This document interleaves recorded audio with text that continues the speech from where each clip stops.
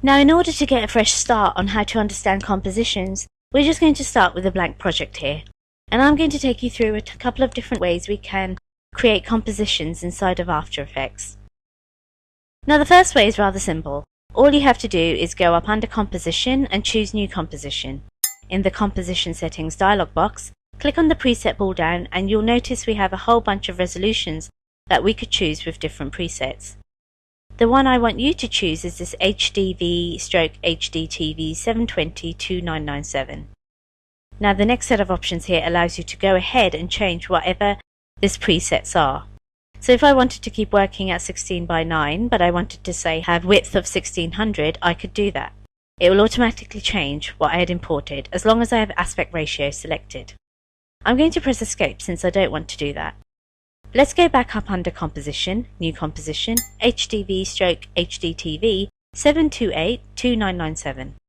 Now pixel aspect ratio is set to square, which is perfect. The frame rate, you can leave it at 2997 or click on the pull down. I'm just going to choose this 23,976 just so we have less frames to work with. The resolution setting is kind of interesting. Resolution is just the resolution that After Effects will work at as you're building something. So you can work at a lower resolution if you're building something that's extraordinarily complex. Now start time code is rather interesting. When you import QuickTime files, if they have time code embedded whenever you create a composition based on that time file, it'll automatically choose that start time code for the composition. Now you can specify your own start time if you choose. Now the duration default is whatever duration you had set up the last time you created a composition. Now the last composition I had created was based off of the duration of a clip that was rather long. So here I'm going to go ahead and highlight this field and change the duration to 10 seconds just by typing 1000 here. Over here you can see 10 seconds. Background color we can leave set to black and just click OK. Now anytime you've created a composition, it automatically opens the Layers panel and the Comp panel. Now let's go ahead and rename our composition just so we're familiar with how to do that. When you select any object in the project panel, you can then press return on your keyboard and then rename. So let's go ahead and call this simple comp and then go ahead and press return whenever you're ready to set that as your comp title. Now in order to see anything in this composition, we need to actually create some elements. So I'm going to go to my tool palette here and use some of these create tools. Let's start by just clicking this box or the rectangle tool. If you click and hold, you can see a bunch of different options you could create. I just want to use the rectangle tool, so I'll choose that. And then just click and draw a box around the lower region of your project. Now obviously you can choose whatever size or setting you want to use for your graphic. I'm just drawing roughly this size towards the lower third of the area. Notice when I go to create this shape, I have options to change for that shape. Now I'm not going to mess with this specific graphic for any extended period of time. I just want you to understand when you set up a composition, you have composition panel settings that you can set adjustments to. So for example, right now I have a stroke of 2 set to this shape, but I can't see that stroke because of the handles that are on that shape. If you come down to the lower left corner of the composition panel, you'll notice there's this button here that toggles the mask and shape path visibility off and on.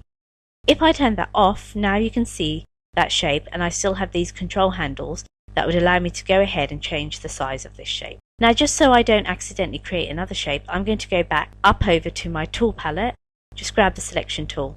Now if you toggle visibility of your mask or shape on and off, just make sure to pay attention to what this button setting was set up at. Because if you turn it on, off and turn it back up again, sometimes you're kind of confused as to what you were looking at. So I'm going to turn that back on. Within the composition panel, if I were to change how something is viewed in the composition panel, I need to go to the upper right hand corner of that panel and go down under my view options. Let's say I want to get rid of the layer handles. Well, here I can deselect the handles or the layer controls. Now when I click OK, notice everything is deselected even though I have my shape selected. So you can actually change the view options just by clicking up under this pull down. So I want to make sure to enable everything and then just click OK again. Alright, so we learned about the flyout menu in the upper right. We learned about some of the shortcut buttons. Let's look at some of the other shortcut buttons. This one down here over on the left is your magnification. What this controls is how close or far away you are from the object or the composition that you're working on. So let's say 50% magnification. I can make it fit into a much smaller area. Now, just so we have a perspective as to what we're dealing with, I want to go ahead and import some video footage. So let's go back to the project panel and just double click. Here in the project panel, navigate in your exercise files folder to your footage folder. In there, I want you to go into the video folder. Once inside the video folder, let's select Print Star MOV and click Open to import it into the project.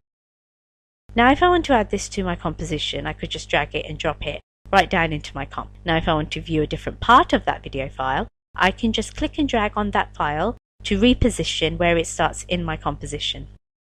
Now I want you to notice the handles for this layer outside of my composition view. If you select the simple comp, its size is 1280 by 720.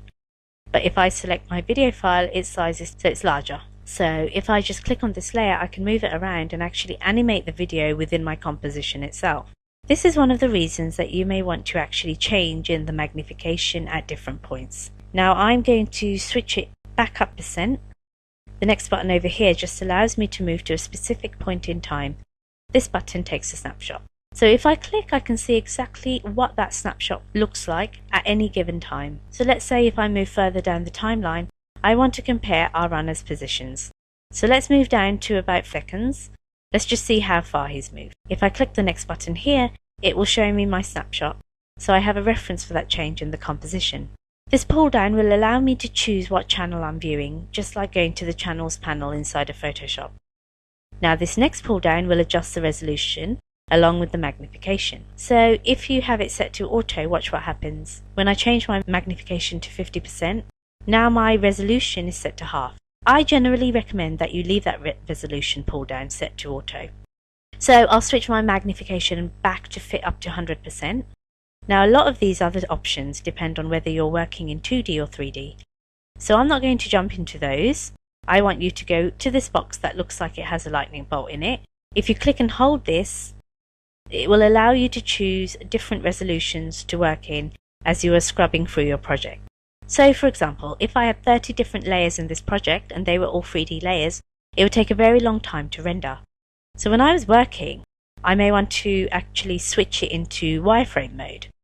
This way I can still see I have 2 layers, but no matter where I move, everything's going to refresh rather quickly. I can also go into fast draft mode, where it doesn't quite render all the effects and things the same way, so it speeds things up. I generally work at adaptive resolution. This way, as I'm scrubbing through, notice the resolution may change. And if you look in the upper right corner of the composition panel, you can see my adaptive resolution has changed now to 1/8, just so it can kind of keep the refresh moving as I'm scrubbing through my timeline. Now I've learned how to create compositions from scratch by going up under Composition, New Composition. But I could also create a composition based on a video file. So if I click on that and drag it down to the New Comp button, there we go. I've created a brand new composition and it's set up based on the settings of my QuickTime file. Now let's just say for whatever reason we need to change our comp settings. You can always go back and change your comp settings by going up under Composition and choosing Composition Settings. Whatever project you're currently in, or whichever project you have selected in the project panel, it'll open that composition settings. So here if I want to change my preset for this back to that HDV/HDTV setting, I can. And I'll just go ahead and change my frame rate back to 23976 here, and then just click OK. And now just so we can see what's done, let's change our magnification down to 50%. And sure enough, you can see our layer is larger than our composition, just like the simple comp that we created earlier. So the last thing I want to tell you about compositions is the fact that you can have multiple compositions in your project. So notice when we created 2 compositions, we have multiple compositions. After Effects can import and create numerous compositions inside of your project. Once you have these comps built, you can go ahead and use these as sources in new comps, so you can embed comps in other comps, kind of like nesting in your favorite non-linear editor. So when it comes to compositions, they do have a direct relationship with the layers, but they are separate containers. It's just really important to pay attention to what resolution you're working at when you're creating your comp settings. As you first get started, I generally recommend creating your compositions based on the video files that you may be working with as your source footage.